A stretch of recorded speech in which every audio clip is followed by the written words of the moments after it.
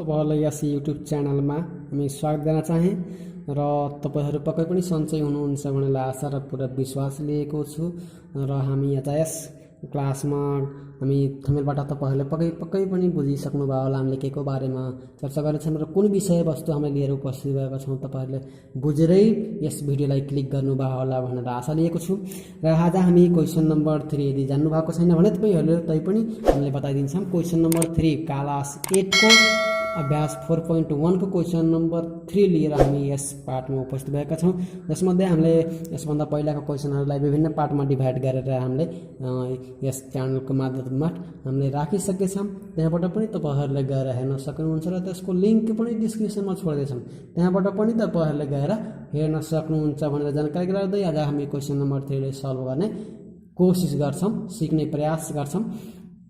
ध्यान दिएर तपाईहरुले हेर्नु होला। हामीले क्वेशन नम्बर 3 मा भनेको छ एउटा वृत्ताकार खेल मैदानको अर्धव्यास एउटा सर्कल रहेको छ, खेल मैदानको सर्कल रहेको छ, त्यसको अर्धव्यास भनेको r स्क्वायर कति छ 84 मिटर रहेको छ। 80 मिटर भए उक्त मैदानको परिधि कति होला। मानव यो एउटा खेल मैदान हो है, मानव यो एउटा खेल मैदान हो, यसको परिधि भनेको सेन्टरदेखि यहाँसम्मको यो अर्धव्यास कति रहेको छ 84 मिटर रहेको छ भने यो पुरै कति परिधि छ। यो परिधिलाई हामी c भन्छौं। यो पुरै हामीले यसको परिधि निकाल्नु पर्ने हुन्छ। सो हामीले यसलाई सल्भ गर्छौं। सबभन्दा पहिला हामीले यहाँ जे दिएको छ त्यो हामीले लेख्छौं है। हामीलाई यहाँ थाहा छ के दिएछ, हामीले यो दिएछ। सो हामीले यहाँ दिएको छ उक्त खेल मैदानको अर्धव्यास कति दिएको छ 84 मिटर दिएको छ र हामीले के निकाल्ने हो उक्त खेल मैदानको परिधि। सो उक्त खेल मैदानको परिधि c = व्हाट हामीलाई यही कुरा हामीलाई यहाँ सोधेको छ। हामीले यो कुरालाई हामीले थाहा छैन। सब हामीलाई अर्धव्यास भएको परिधि निकाल्ने सूत्र हामीलाई थाहा हुनु पर्छ। जुन हामीले यदि व्यास दिएको छ भने हामीले πd लेख्छौं, यदि अर्धव्यास दिएको छ भने 2πr भनेर हामीले यसलाई यसरी गरेर लेख्छौं। तपाईहरुले पक्कै पनि पार्ट 1 2 3 4 हेर्नु भएको छ भने त्यसमा बुझ्नुहुन्छ।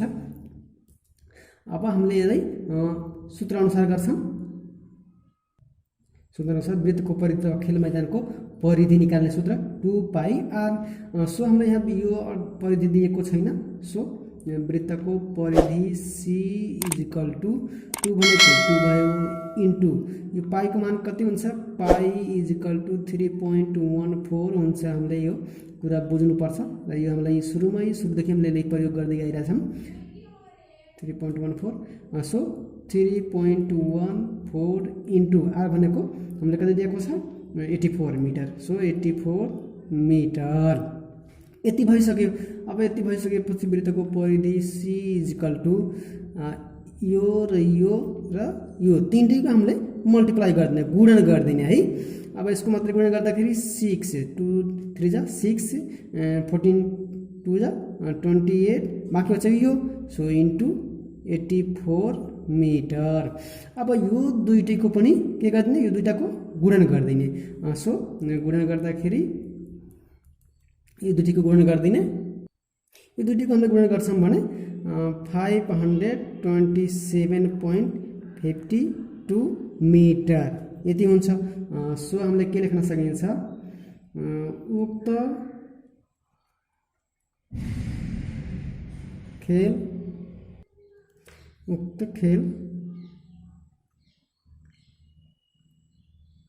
मैदानको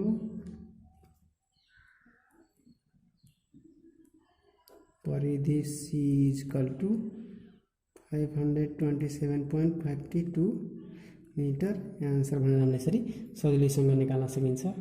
त्यसरी क्वेशन नम्बर 4 भनेको छ अर्धव्यास 100 मिटर भएको वृत्ताकार धवन मार्गको धवकले एक चक्कर लगाउँदा कति मिटर दूरी पार गर्छ, जसको मान पाईको मान 3.14 भनेको छ। एउटा धवन मार्ग छ है, एउटा फिल्ड छ, त्यसलाई एउटा धवन मार्गले त्यसको परिधि कति दिएछ हामीलाई 100 मिटर दिएको छ 100 मिटर। अब यो धवन मार्गलाई यसरी कुनै एउटा धावकले कुनै एउटा व्यक्तिले यसरी एक चक्कर लगायो भने कति दूरी पार गर्छ भनेर हामीलाई त्यो कुरा सोधेको छ। सो हामीले यसलाई क्वेशनको निर्देशन अनुसार हामीले यसलाई सल्भ गर्छौं। हामीलाई थाहा छ, हामीलाई के थाहा छ भन्दाखेरि हामीलाई अर्धव्यास दिएको छ। सो अर्धव्यास जसले हामीले आर भन्छौँ आर इक्वल टु कति दिएछ सो 100 मिटर दिएको छ। अब यो 100 मिटर भइसकेपछि हामीले के निकाल्ने हो सो वृत्तकारको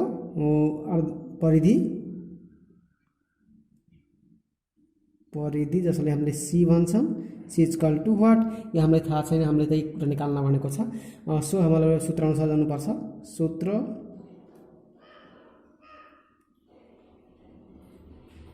अनुसार वृत्तको परिधि सी इक्वल टु 2πr। यो अर्ध व्यास दिएको हुनाले हामीले 2πr लगाउँछौँ। यदि व्यास दिएको भए डी दिएको भए हामीले के लगाउँथ्यौँ पाइ डी भनेर हामीले यो सूत्र लगाउँथ्यौँ। अब त्यसैगरी फेरि हामीलाई वृत्तको परिधि हामीलाई थाहा छैन सो सी इक्वल टु हामीले निकाल्ने हो। अब यो 2 को मान आफैमा एउटा 2 हो मान हो अनि पाइको मान कति हो हामीले 3.14 इन्टु आर भनेको हामीलाई कति दिएछ 100 मिटर सो 100 मिटर हामीले लेख्यौँ। अब फेरि हामीले यसलाई इन्टु गरिदिने 2 3 6.1428 इन्टु 100 मिटर। अब यसले हामीले 100 ले गुणन गरिदिने 100 ले गुणन गर्छौँ भने 628 मिटर हुन्छ। सो अब हामीले के लेख्न सकिन्छ भन्दाखेरि उक्त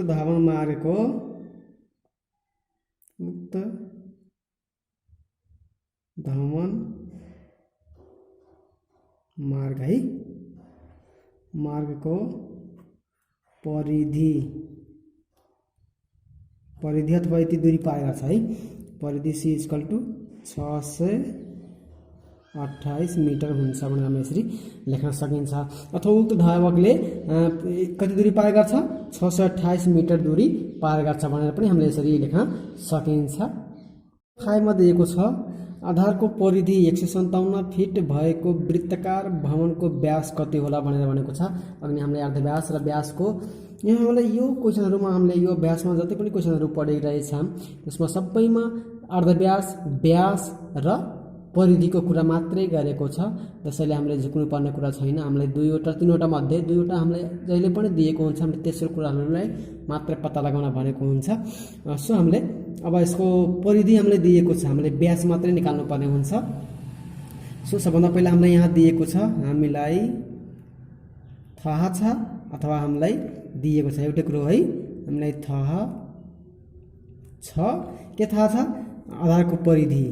आधारको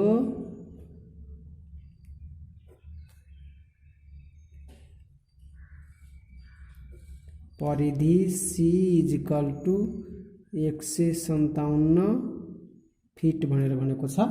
अब यो दिएछ अब हामीले के निकाल्न भनेछ भवनको व्यासलाई हामीले के भन्छौँ डी भन्छौँ। So D equal to what. अब यो व्यास भइसकेपछि हामीले सूत्र अनुसार जानुपर्छ। सूत्र